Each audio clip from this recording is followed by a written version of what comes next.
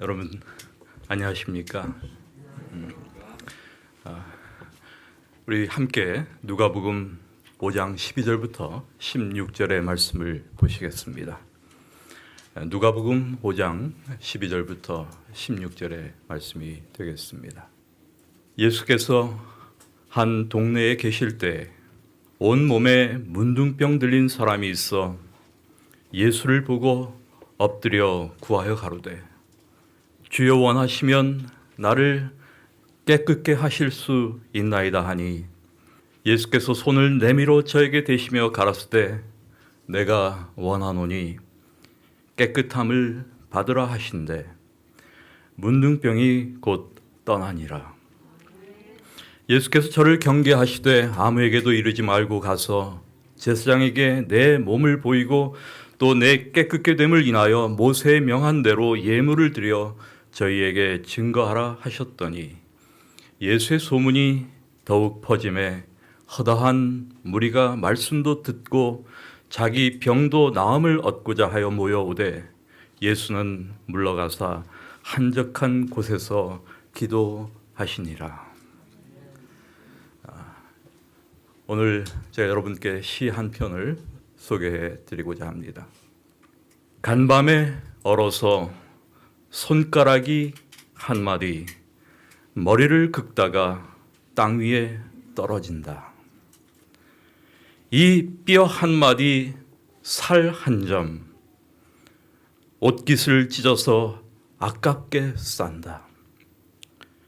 하얀 붕대로 덧싸서 주머니에 넣어둔다. 날이 따스해지면 남산 어느 양지터를 가려서 깊이 땅 파고 묻어야겠다. 이것은 유명한 문둥이 시인이었던 하나운이 쓴 손가락 한 마디라는 시입니다. 나 환자의 아픔과 그 처절한 모습을 우리에게 마음 아프게 전해주고 있는 시라고 생각합니다. 이 하나운은 나의 슬픈 반생기라는 그의 자전적인 책에서 그의 운명에 대하여 이렇게 기록하고 있습니다. 나는 나병의 선고를 받던 날 그 순간부터 하늘이 무너지는 죽음보다도 무서운 절망에 허탈해 버렸다. 그는 이 책에서 그가 나병을 선고받고 난 다음부터 일어난 그의 생애의 절망과 고독을 계속해서 이렇게 쓰고 있습니다. 이렇게 캄캄한 벽장 속에서 울다가 잠이 들면 손님이 간 후에 어머니는 손님이 갔다고 이 벽장문을 열어서 나를 부르는 것이었다. 내가 대답이 없으면 쭈그리고 자는 나를 깨우고는 어머니도 울고 나도 울곤 하였다. 한 번은 일본 유학에서 동생이 돌아왔을 때 이 하나오는 동생을 만나지도 못하고 피했습니다. 세상은 내가 문둥병에 걸렸다는 것을 내가 무슨 죄가 있어서 걸린 것 같이 여기면서 나를 무슨 불구대천의 원수같이 적개심마저 품고 세상이 나에게 야멸차게 함부로 대한다. 우리는 이 문둥이 시인 하나운의 생애 기록 속에서 인간의 진한 절망과 고독을 발견하게 됩니다. 소망 없는 버림받은 인생, 환멸로 이어지는 나날들. 여러분, 이것이 바로 나 환자의 인생입니다. 부모와 형제와 격리되어야만 하고 떨어져야만 합니다.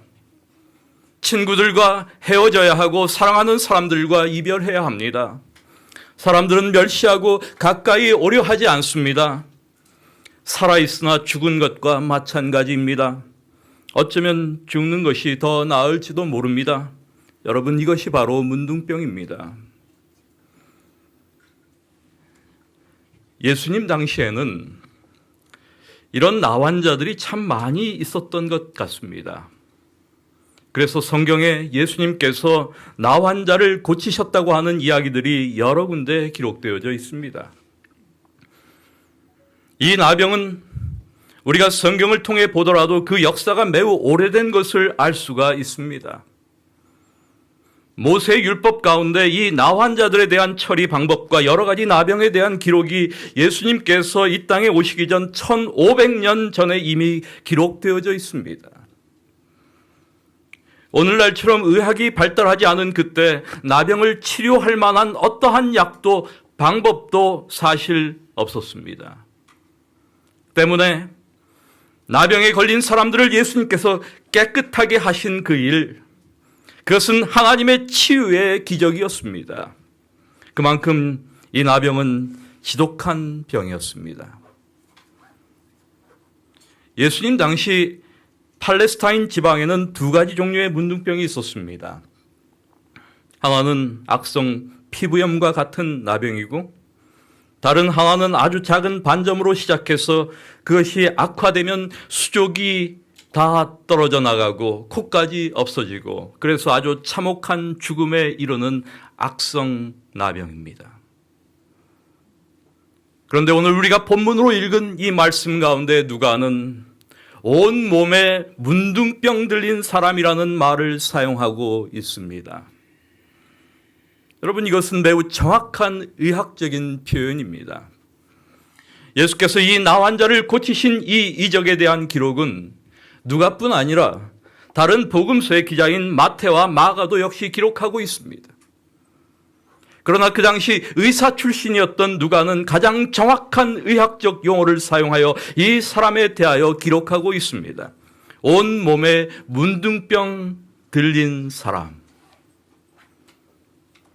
이것은 아주 지독한 수족이 떨어져 나가는 악성 나병에 걸린 사람을 의미하는 그런 말입니다. 여기 예수께 나온 이 환자는 병이 매우 많이 진전되어서 겉으로 보기에도 그가 나병에 걸렸다는 사실을 모든 사람들이 알 수 있는 그런 사람이었습니다. 사실 나병에 있어서 가장 무서운 것은 물론 병 그 자체라고 말할 수도 있지만 그 환자가 당하는 고립 상태라고 할 수가 있습니다. 구약성경 레위기 13장의 말씀을 보게 되면 나병 환자에 대한 기록이 나옵니다. 그런데 그 기록에 따르면 나병 환자는 반드시 교회에서 살아야만 했습니다. 마을에서 떨어진 곳에서 살아야 했습니다. 집과 사회에서 격리된 것입니다. 그리고 이 나환자는 길을 가다 사람을 만나게 되면 반드시 부정하다, 부정하다 이렇게 외쳐야만 했습니다. 만약 나병 환자가 사람들 앞에서 부정하다, 부정하다라고 한 말을 하지 않고 사람들 곁에 가까이 다가가다 발각되면 이 사람은 그 자리에서 돌에 맞아 죽게 되어 있었습니다. 이러한 나병의 참혹성 때문에 예수님 당시의 유대인들은 이 병은 하나님께로부터 온 형벌이라고 생각하게 되었습니다. 바로 이런 사람들로부터 멸시를 당하고 하나님께로부터 벌을 받은 자라고 손가락질을 당하는 바로 이런 사람이 오늘 예수님 앞에 나온 것입니다. 마가복음의 기록은 예수님께 나온 이 나환자에 대한 이야기를 좀 더 구체적으로 우리에게 전해주고 있습니다. 마가복음 1장 40절의 말씀을 보게 되면 한 나병 환자가 예수께 와서 꿇어 엎드려 간구하여 이르되 라고 기록하고 있습니다. 예수께 와서 꿇어 엎드려. 마가는 이렇게 표현하고 있습니다. 누가복음에서는 그냥 예수를 보고 엎드려 라고 쓰고 있는데 같은 이야기를 기록한 마가는 예수께 와서 꿇어 엎드려 라고 기록하고 있는 것입니다. 여러분, 이 꿇어 엎드려라고 하는 말은 동방에서 가장 최고의 경의를 표하는 모습을 보여주는 그런 표시입니다. 우리는 예수님 앞에 무릎을 꿇고 엎드려서 자기의 병 낫기를 간구하는 이 나환자의 모습 속에서 그 안에 있는 주님에 대한 진정한 존경의 마음을 엿보게 되는 것입니다. 이 나환자는 전능한 능력의 소유자이신 주님의 발 아래 엎드려 고침을 얻으려고 지금 주님께 간구하고 있는 것입니다. 그는 예수님을 주라고 부릅니다. 예수를 자신의 주님으로 시인하는 것입니다. 예수님을 영접하며 그분을 주님으로 인정하는 그의 태도를 우리는 예수님께 나와서 무릎을 꿇고 엎드려서 간구하는 이 나 환자의 이야기 속에서 지금 읽고 보고 있는 것입니다. 여러분, 바울은 로마서 10장 10절의 말씀에서 사람이 마음으로 믿어서 의에 이르고 입으로 시인하여 구원에 이른다고 말씀하고 있습니다. 우리가 믿는 예수님을 주님이라고 부르는 것, 그것은 정말 대단한 의미가 있다는 말입니다.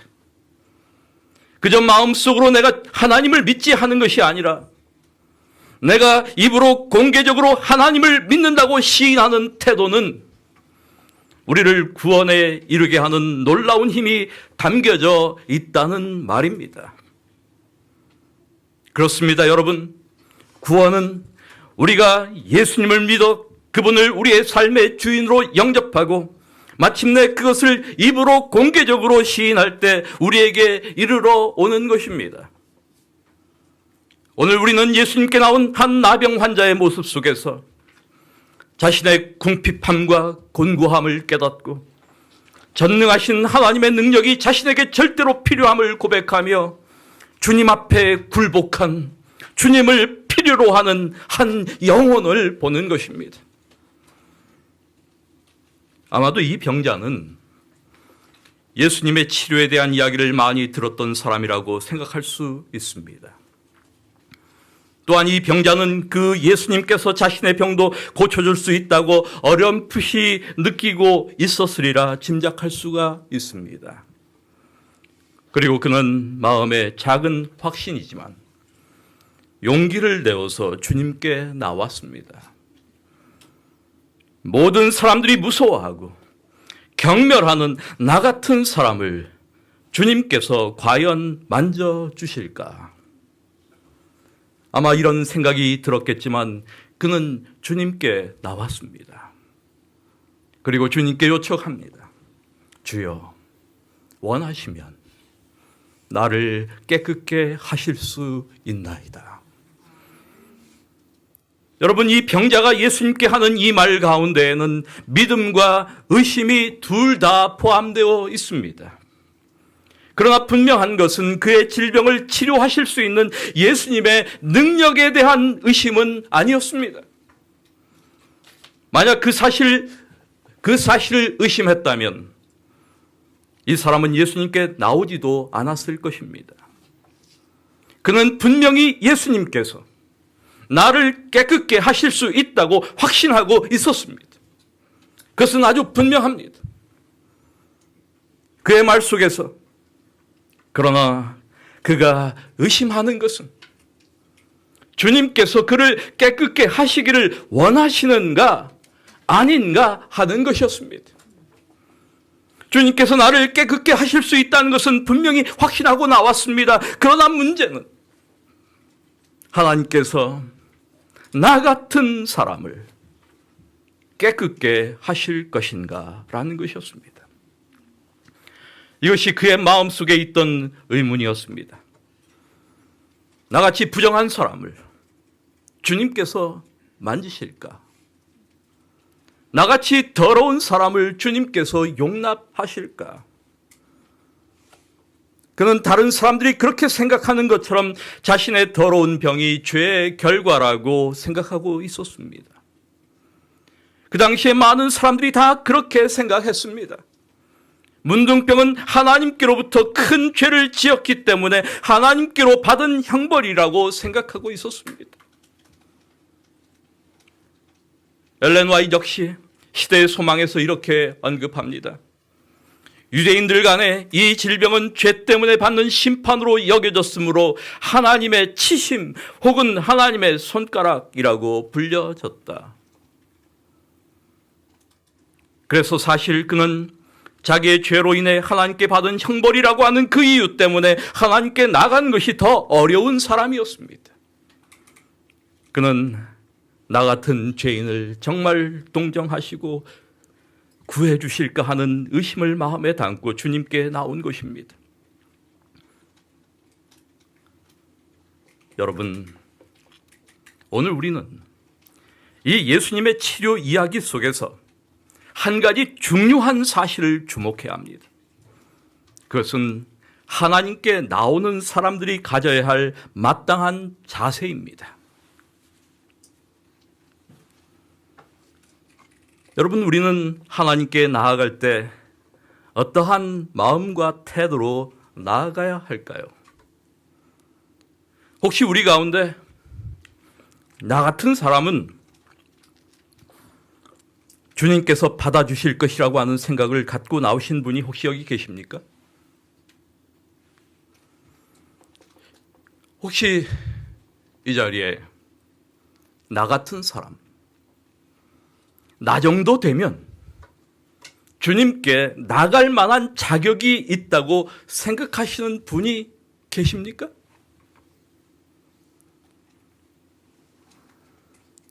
그런 분이 계시면 그냥 조용히 나가셔도 좋습니다. 사랑하는 여러분, 기독교 신앙이란 나 같은 사람을 주님께서 용납하실까라는 자신에 대한 도덕적 파산 선고를 경험하지 못한 사람은 절대로 그리스도를 만날 수 없는 종교입니다. 여러분, 이 기독교 신앙은 절망과 죄로 죽음에 이르는 병을 가진 사람들의 종교입니다. 자신에 대하여 모든 것을 상실한, 자신의 모든 가능성을 일축하고 자신의 곤고함을 깊이 깨닫는 문둥이의 종교입니다. 이런 심령으로 주님께 나아갈 때 주님을 만날 수 있는 그런 종교입니다. 한 사람도 나 같은 사람이 주님께 가면 주님이 기뻐하실 것이라고 생각하고 온 사람은 성경 역사를 통해서, 기독교 역사를 통해서 한 사람도 주님을 만난 사람이 없습니다. 한 부자가 예수님께 나왔습니다. 그는 예수님께서 자기 같은 사람은 특별하게 취급해 주시리라고 생각했습니다. 가진 것이 많고 배운 것이 많고 율법을 다 지켰다고 자부하는 그러한 사람이었습니다. 뭐로 부족한 것이 없어 보이는 사람입니다. 모든 사람들이 그 사람과는 친분을 맺기를 원할 만큼 좋은 사람입니다. 저런 사람이 우리 안에 있다면 좋지 않을까? 이런 생각이 드는 그러한 인물입니다. 그런데 우리는 그 사람의 결과가 어떠했는지를 이미 알고 있습니다. 내가 나를 따라오려면 너의 가진 것 다 팔고 나를 따라오너라. 여러분, 그것은 가서 단지 재물을 팔고 오라는 말이 아닙니다. 분명히 자신을 버리고 오라는 말입니다. 내 자신의 모든 가능성을 일축할 때, 나의 나됨을 포기할 때, 하나님 앞에서 나 자신의 도덕적 파산을 선고할 때, 사랑하는 여러분, 우리는 비로소 주님을 만날 수 있게 되는 것입니다. 나 같은 사람을 주님께서 용납하시고, 나같이 허물이 크고, 나같이 연약하고, 나같이 모순투성이고, 나같이 위선적이고, 나같이 거짓되고, 나같이 열등감에 사로잡혀 있고, 나같이 정신적으로 결함이 많은, 정서적으로 불안한, 탐욕적이고 음란하고 도무지 회생 불가능한 천박한 인간성을 가진 나 같은 사람을 주님께서 용납하실까?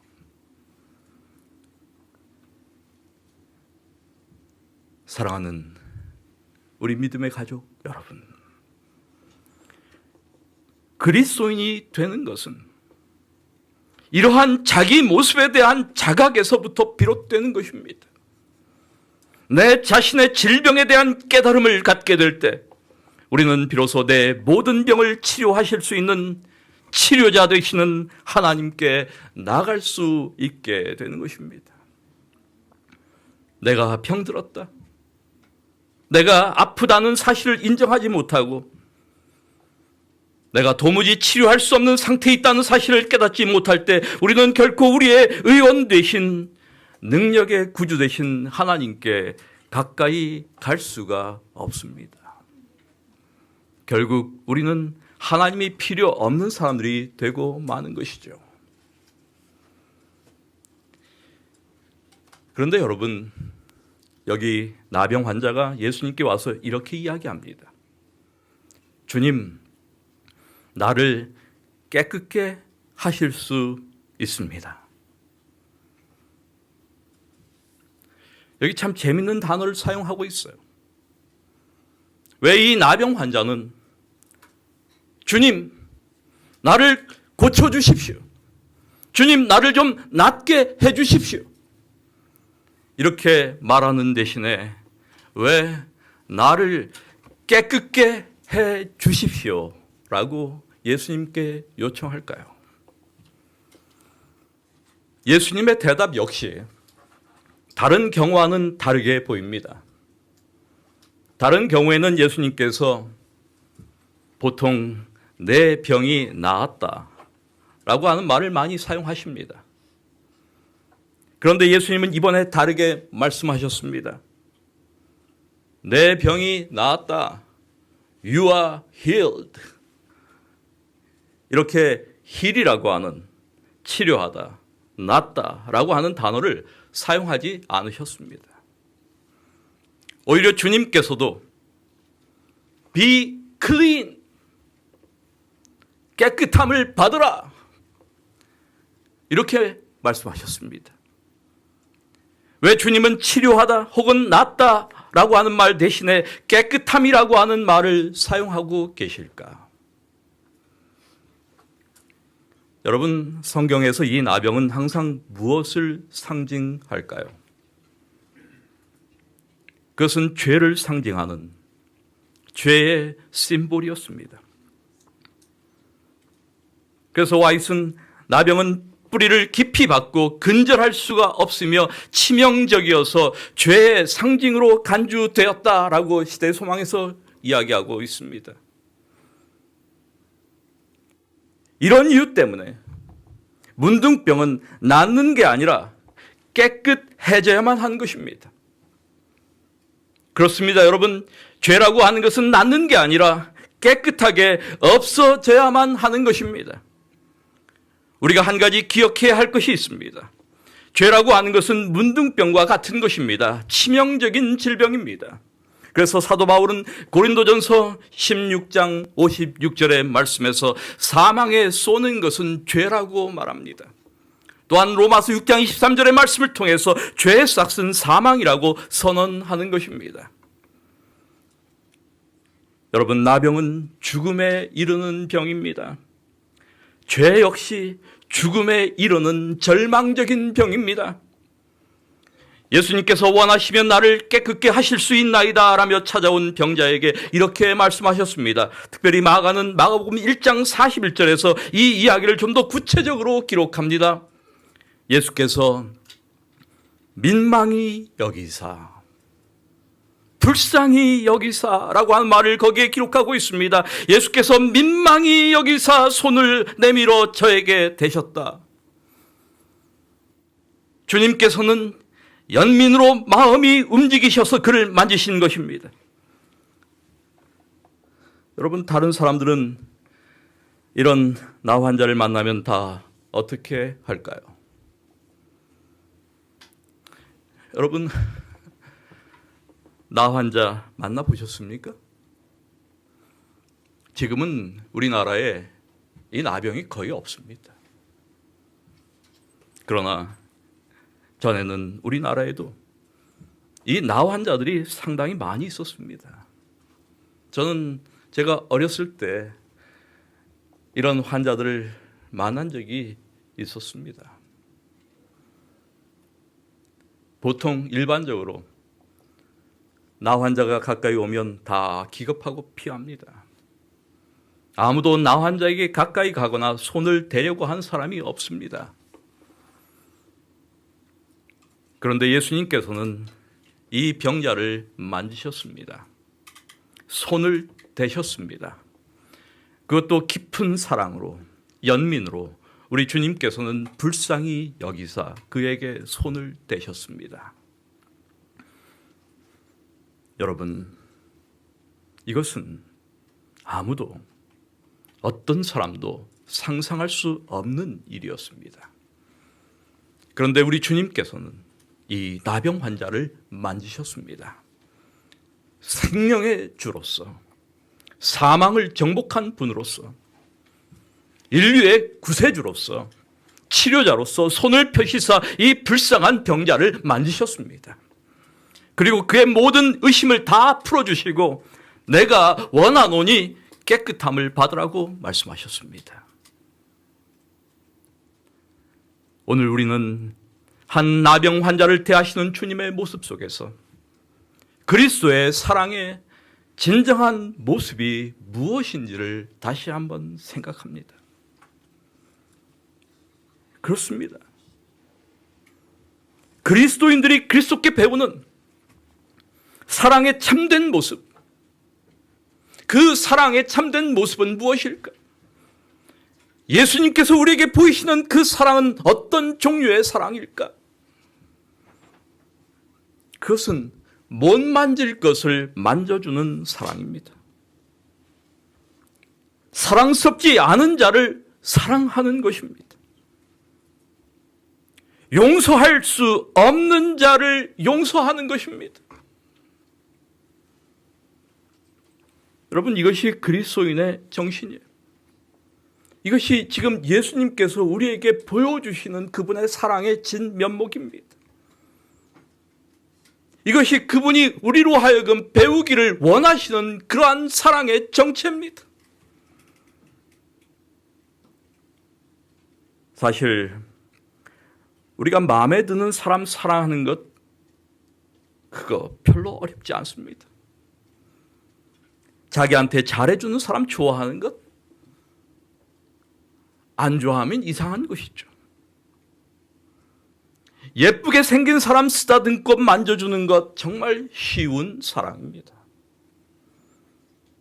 여러분, 신앙이란 무엇일까요? 무엇이 오늘 우리로 그리스도인이 되게 할까요? 내가 그리스도인이라면 그것은 나에게 무엇을 요구하고 있을까요? 그리스도인이 되기 전과 그리스도인이 된 후의 차이가 도대체 무엇일까요? 이제 주님을 찾아와 하나님의 능력으로 깨끗함을 입은 이 사람은 더 이상 나병 환자가 아니었습니다. 주님을 만나기 전 그는 더러운 환자였습니다. 절망과 싸워야 했습니다. 소망이 없는 인생이었습니다. 버림받고 격리된 인생이었습니다. 그러나 이제는 아닙니다. 새로운 생이 시작되었습니다. 소망 있는 인생이 시작되었습니다. 주님을 만났기 때문이었습니다. 그의 삶의 변화가 찾아오기 시작하였습니다. 주님을 주인으로 인정하고 입으로 시인했기 때문에 이제 구원이 그의 삶에 찾아왔습니다. 여러분, 오늘 누가복음에 기록된 이 나 환자의 이야기, 이 이야기는 하나님께서 치료하시는 이 기적의 이 이야기는 인간의 죄의 문제와 하나님께서 그 문제를 어떻게 다루시는가를 우리에게 보여주는 단적인 예라고 생각합니다. 나병에 걸린 사람은 온 인류를 대표합니다. 우리 모두가 다 그런 사람들입니다. 우리는 절망적인 죽음에 이르는 병에 걸린 사람들입니다. 어떤 분들이 이렇게 말할 수도 있어요. 나는 건강해. I'm fine. No problem. 나는 병이 없어. 이렇게 말할지도 모릅니다. 나는 절망도 없고 나는 죽음도 모르는 사람이라고 말할 수 있을지 모릅니다. 그런데 저는 그런 분들에게 분명히 말씀드릴 수가 있어요. 자기를 몰라도 정말 대단히 모르는 사람이구나. 그런데 이런 생각을 하며 사는 분들이 많은 것 같아요. 참 생각이 모자란 사람들이구나. 여러분, 우리는 우리 자신을 잘 관찰하고 보아야 합니다. 인간이 어떤 존재인지 알아야 합니다. 우리가 인간의 특수한 상황을 극복하기 위하여 아무리 애를 쓴다 할지라도 우리가 한 가지 마음 가운데 인정해야 할 사실은 우리에게 한계가 있다는 것입니다. 그러므로 우리가 극복할 수 없는 그 무엇이 있다는 사실에 대하여 인정하고 겸손히 머리를 숙일 줄 아는 지혜 있는 사람이 되어야 되는 것이죠. 예수님께서 병자를 고치신 이야기는 복음서 가운데 여러 곳에 있습니다. 그런데 예수님께서 병자를 고치신 이야기 가운데 관절염을 낫게 하셨다 이런 기사는 없습니다. 신경통을 낫게 하셨다 그런 기사도 없습니다. 주님께서 복통 환자, 천식 환자를 치료하셨다고 하는 말도 없습니다. 두통 환자, 감기 환자 치료하셨다는 그런 말씀 없습니다. 주님께서 치료하신 사람들은 당시 모두 치료할 수 없는 그런 병자들이었습니다. 나을 수 없는 병에 걸린 사람들, 날 때부터 보지 못하는 사람들, 걷지 못하는 사람들, 듣지 못하는 사람들, 주님께서는 이런 사람들을 고치셨습니다. 오늘날 어떤 교회에서 병 고치는 이적을 행한다고 사람들을 끌어모으는 경우들이 종종 있습니다. 저는 병 고친다고 하는 사람들 가운데 보지 못하는 사람 보게 했다, 걷지 못한 사람 일어났다, 이런 말 들어본 적이 없습니다. 관절염을 고쳤다, 신경통이 나았다, 두통이 없어졌다, 천식 환자가 깨끗해졌다.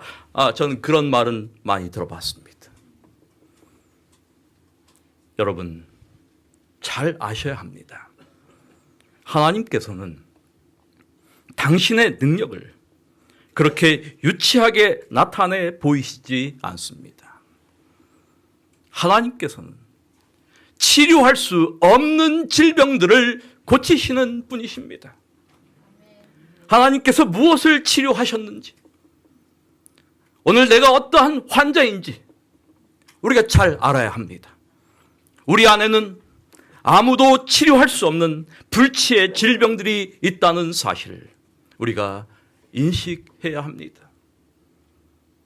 우리는 다 나 환자 같은 존재라고 하는 이 사실을, 이 실존적 의미를 오늘 우리가 이해하는 것이 필요하다는 뜻입니다. 절망이라고 하는 병, 열등감이라고 하는 질병, 이 없어지지 않는 죄의식, 병적인 우월감, 뿌리 깊은 이기심, 우리 모두 이런 치료가 불가능한 질병들을 끌어안고 사는 사람들이 아닙니까? 어떤 힘으로도 어떤 방법으로도 도무지 해결할 수 없는 난제들을 안고 살아가는 우리입니다. 사랑하는 여러분, 그렇기 때문에 우리에게 그리스도가 필요합니다. 이 모든 불치의 병을 고치실 수 있는 유일한 의원 되신 예수 그리스도가 필요한 이유가 바로 여기에 있습니다. 여러분, 나병이라고 하는 것은 신경이 죽어가서 손가락이 하나 떨어져도 아픈 줄 모르는 그런 질병입니다. 오늘 우리 가운데 영적 나환자들이 참 많이 있어요. 죄가 그들의 양심을 찔러도 아무도 아프지가 않아요. 아무리 해도 도무지 아프지가 않아요. 신경이 다 죽어버렸습니다. 양심이 다 화인 맞았습니다. 거짓말을 밥 먹듯이 하고 부정직하고 비방하고 환자들이에요, 여러분. 환자도 보통 환자가 아닙니다. 나병 환자들입니다. 신경이 다 죽었습니다. 여러분, 오늘 내가 환자임을 인정할 줄 알아야 합니다. 치료를 위해서는 자기가 자신의 질병에 대해 인정하는 과정이 절대적으로 필요합니다. 그 다음에 치료받고자 하는 열망이 있어야 합니다. 내가 병들었다는 사실을 깨닫고 낫고자 하는 열망을 가질 때 비로소 우리는 치료의 가능성을 갖게 되는 것입니다. 여러분, 죄는 하나님과 우리 사이를 갈라 놓았습니다. 격리시켜 놓았습니다. 하나님과 우리 사이뿐만 아니라 사람과 사람 사이도 갈라 놓았습니다. 그래서 이 땅에는 사랑도, 우정도, 신의도, 믿음도 있는 것 같이 보이지만 하나도 없어요. 우리는 다 죄의 문둥병에 걸려 있는 사람들입니다. 여러분, 이제 치료가 필요합니다. 주님만이 깨끗게 하실 수가 있습니다. 오늘 우리는 예수께 나와 꿇어 엎드린 한 나병 환자의 모습 속에서 자신의 궁핍과 곤고함을 인정하고 전능하신 하나님의 능력을 의지하며 하나님 앞에 굴복한 주님이 필요한 내 자신을 발견하게 되기를 간절히 원합니다. 그리고 나를 깨끗게 하실 것을 간구하십시다. 비록 우리가 누추하고 연약한 죄인이라고 할지라도 주님은 우리에게 손을 펴시사 우리의 상처를 감싸 주실 것입니다. 우리가 어떠한 상처를 안고 사는 사람이라 할지라도, 내가 어떤 과거를 지니고 사는 사람이라 할지라도, 내가 어떠한 병적인 연약한 품성과 성격을 지니고 있는 사람이라고 할지라도 하나님은 우리를 용납하십니다. 이제 하나님의 은혜로 깨끗함을 받은 이 사람은 모세법에 명한 대로 제사장에게 가서 그의 몸을 보이고 예물을 드려 증거하게 되었습니다. 여러분, 유대 역사에 1500년 전에 정해진 모세법에 따라 이같이 그의 나은 바를 증거한 경우는 성경에 단 한 번도 기록되어져 있지 않습니다. 모세율법에 문둥병이 나으면 가서 제사장에게 보이고 예물을 드려서 그 나은 것을 증거하라고 하는 법이 있지만 지금까지 한 사람도 그렇게 가서 자기의 나은 바를 증거해 본 사람이 없어요. 왜냐하면 나병이라고 하는 것은 도무지 나을 수 없는 질병이기 때문입니다. 예수를 만난 이 사람은 바로 처음 예물을 드린 그 사람이 되었습니다. 사랑하는 여러분, 주님을 만나기 전 우리는 다 지독한 환자들이었습니다. 가도 붉은 황토길, 숨 막히는 더위뿐이더라. 낯선 친구 만나면 우리들 문둥이끼리 반갑다. 천안 삼거리를 지나도 수세미 같은 해는 서산에 남는데 가도 붉은 황토길, 숨 막히는 더위 속으로 절름거리며 가는 길, 신을 벗으면 버드나무 밑에서 찌까다비를 벗으면 발가락이 또 한 개 없다. 앞으로 남은 2개의 발가락이 잘릴 때까지 가도 천리먼 전라도길. 여러분, 이것은 하나운의 소록도 가는 길, 전라도 가는 길이라고 하는 시입니다. 희망 없고 소망 없는 인생의 길, 그것은 소록도 가는 인생의 길입니다. 그 길은 절망과 고독의 길입니다. 아무런 희망이 없는 그런 길입니다. 절름거리며 가는 길입니다. 그러나 여러분, 우리 가는 길은 이런 길이 아닙니다. 우리의 인생에서 만난 예수님으로 인하여 우리는 이제 나음을 입은 사람들이 되었습니다. 그래서 사도 바울은 우리에게 말씀하고 있습니다. 너희가 그리스도 안에 있으면 새로운 피조물이다. 이전 것은 지나갔을 때 보라 새 것이 되었다. 여러분, 아직 우리 안에 해결되지 않은 문제들이 있으십니까? 고질적인 문제를 안고 씨름하며 깊은 죄책에 사로잡혀 있다면 우리의 치명적인 절망적인 질병들을 주님 앞에 보이게 되기를 원합니다. 오직 하나님만이 알고 계시는 우리의 모든 행동 뒤에 감춰진 이기적인 동기, 우리 안에 내재된 욕망과 야심, 치유되지 않은 상처들, 이런 것들을 겸비하게 드러낼 필요가 있습니다. 누구와도 비할 수 없는 탁월한 의사 앞에서 인간이 취할 수 있는 가장 적절한 행동은 우리가 가지고 있는 상처를 보여드리는 것뿐입니다.